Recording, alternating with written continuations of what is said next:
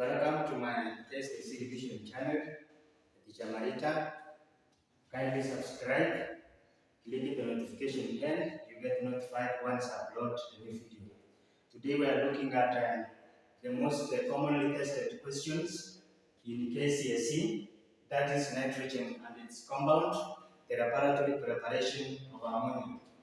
You can look at my diagram. Maybe a candidate will be required to study the diagram, and then you will be asked some questions which you are expected to answer. So in this case, we have this diagram. You can see the orientation. The orientation of the conic of the flask is slanting upwards. Then we have a mixture of ammonium chloride and calcium hydroxide, and in this case, it is moist. We have a drying agent. Methods of the gas collection, the gas it has shown here, and of course you have it. So what are some of the expected questions that you are required to answer from this particular diagram? Maybe the first question you will be required to answer it is to identify the mistake in this experiment. In the laboratory preparation of ammonia, we know that the flask is slanting downwards. The reason why it is slanting downwards, it is to prevent the water formed from running back, which might crack the flask.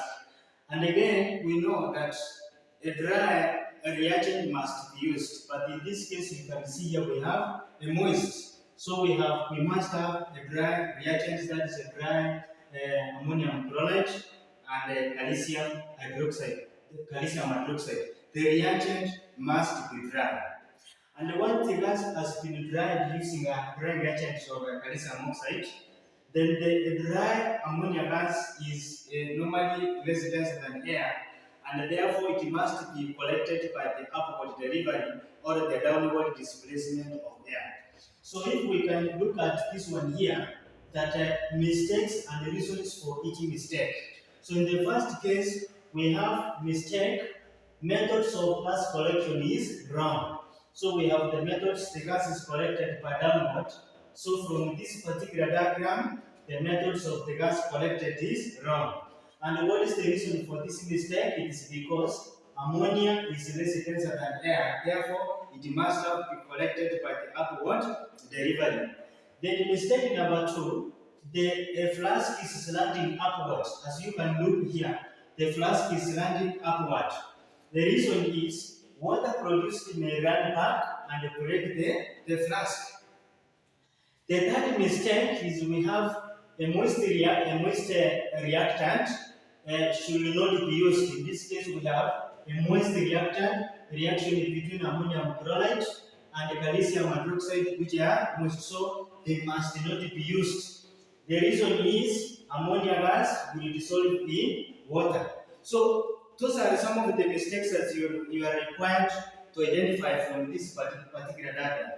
And wherever you are being asked to identify the mistake in a diagrams, in most of the cases which are used for the preparation of the gases, you look for the methods of the gas collection, you look for the reagents used, and also the drying agent. In most cases, that is where we have a mistake. Now, you are also required to name a suitable drying agent for ammonia gas. So, the most suitable drying agent for ammonia gas is normally calcium oxide. Write an equation for the reaction that takes place, that is when ammonium chloride and calcium hydroxide in this case react. So you will be having ammonia, and then you will have calcium hydroxide. And remember, for this reaction to take place, the reagent must be dry. So we can have collect ammonia gas here, then we have calcium chloride, and of course you can have water. So this is the equation for the reaction which normally takes place when ammonium chloride and calcium hydroxide in this case react. Now, you are required to describe one chemical test for ammonia gas. How do you describe for the chemical test for ammonia gas? Wherever you are required to describe a test for gas, in this case, you are just giving a procedure. You identify the reagents that you will be using, the apparatus that you are supposed to use, and of course you give as more procedure what is followed to identify the gas that the gas produced is ammonia. In this case now, we know that ammonia gas, when it reacts with the concentrated hydrochloric acid, it normally forms a white fumes. So what we require here, we need a glass rod. In this case, we need a glass rod. We need, of course, concentrated sulfuric acid. And in this case, you give as more procedure what is followed using those using the glass rod and the concentrated hydrochloric acid to identify that the gas produced is ammonia. So in this case, describe one chemical test. You dip a glass rod. So a glass rod is dipped into a concentrated hydrochloric acid, and then bring it in contact. Bring it in contact with the ammonia in a test tube. So what happens here? A dense white fumes are formed to confirm that the gas produced is ammonia. That is a very simple the description how you can test that the gas produced is ammonia. You dip a glass rod in a concentrated hydrochloric acid, you bring it in contact with ammonia gas in a test tube. Then the formation of a dense white fumes confirms that the gas produced is ammonia. Now, draw a diagram to show how ammonia dissolves in water. We know that ammonia is highly soluble in water. So, any gas which is highly soluble in water, it is normally we normally use the inverted funnel. The inverted funnel, in this case, it is increasing the surface area for the ammonia gas to dissolve in water, and again it prevents the sucking back of water. So when you are required to draw such a kind of a diagram, so you will be having ammonia, and of course we have the use of the inverted funnel. So what are some of the things that you are supposed to note from this diagram? That when a red litmus paper dropped into a resulting solution, when a red litmus paper is dropped into a resulting solution, in this case, that is when ammonia dissolves in water, and then you dip a red litmus paper.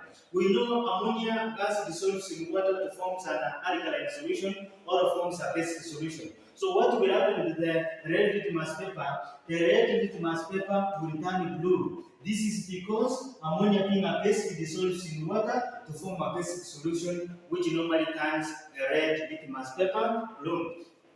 Then again, the funnel, the use of this funnel, the funnel here, it is to provide the large surface area for the ammonia gas to dissolve in water, and also prevent the sucking back of water, which may crack or which may cause the flask to crack. So those are some of the important things that you are supposed to know from this diagram. And in this case, on my side here, you can see a diagram that is where we are reacting the dry ammonia gas, and then we have the oxygen gas. In this case now we can have dry ammonia gas and oxygen gas. So we have a glass pool, and then what you can see, dry ammonia gas and oxygen gas can burn. Then we have a green flame on the other side. So what is now the purpose of the glass pool? If you will be asked, wherever you see this diagram, you will be required to know the purpose of this glass pool. The purpose of the glass pool, it is to ensure equal distribution of oxygen. And in this case, a hot platinum wire into a mixture of ammonia and oxygen. What are the observations that you are supposed to make when you have a hot platinum wire in a mixture of ammonia and oxygen? What normally in this case, you can see a brown fumes, or in this case you can see the product of that is nitrogen dioxide and water are in this case produced. So if you are required to name the product formed, or to state the product formed, when a hot platinum wire is brought into a mixture of ammonia and oxygen, is normally nitrogen dioxide and water are normally produced. And again, you can also know that if we have a drying agent, the most drying agent, the suitable drying agent for ammonia gas is normally the calcium oxide. Then why is it that we are not using the concentrated sulfuric acid, in this case to dry ammonia gas. So concentrated sulfuric acid cannot be used to dry ammonia gas because being acidic, it could react with the gas, it could react with the base ammonia. In this case now here, you just simply say that the concentrated sulfuric acid cannot be used to dry ammonia gas because it can react with ammonia gas. And finally, you are supposed to give one use of ammonia gas. You just say ammonia is used for the manufacture of ammonium nitrate. Ammonia is used for the manufacture of hydrazine that is used as a rocket fuel, and also it can also be used as a softening of water. Those are some of the uses of ammonia. So there is a common mistake which normally candidates make when saying, for example, that ammonia is used for the manufacture of fertilizer. If you read that one, it might be wrong because you need to give the specific name of that fertilizer. You might say that ammonia is used for the preparation of ammonium sulfate fertilizer. It can be used to prepare for the ammonium nitrate fertilizers. So don't just say that ammonia is used for the preparation of fertilizers. That one is wrong. You give the specific name of that fertilizer, if it is a nitrate fertilizer, the phosphate fertilizers, or the sulfate fertilizers. Kindly follow my channel and click the notification bell to get notified once I upload a new video. Thank you.